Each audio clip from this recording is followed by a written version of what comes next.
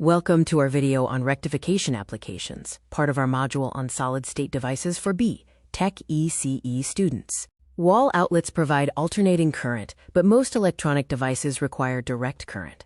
In this video, we will explore how rectification circuits solve this conversion problem. The core component here is the PN junction diode. Think of it as a one-way electrical valve that only allows current to flow in one direction while blocking reverse current.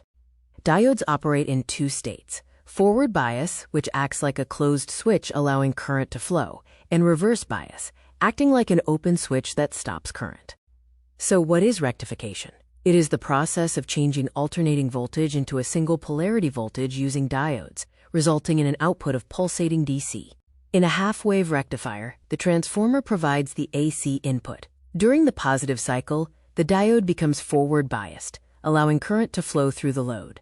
During the negative cycle, the AC signal reverses. The diode becomes reverse biased, blocks the current, and consequently, the load receives zero voltage.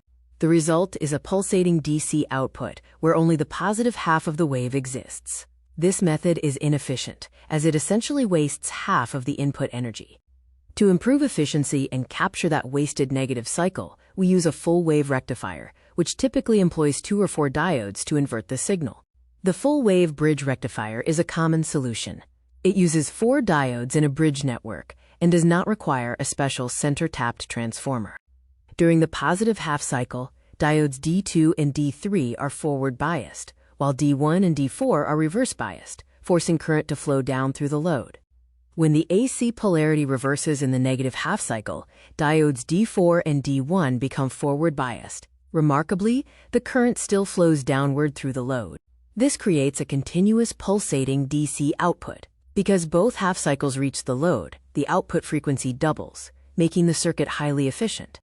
Comparing the two, the full-wave bridge rectifier is more efficient and utilizes the entire AC cycle, although it requires 4 diodes compared to the single diode in a half-wave rectifier. In summary, diodes serve as one-way valves for rectification. We've seen how half-wave circuits discard half the cycle, while full-wave rectifiers efficiently utilize the entire input.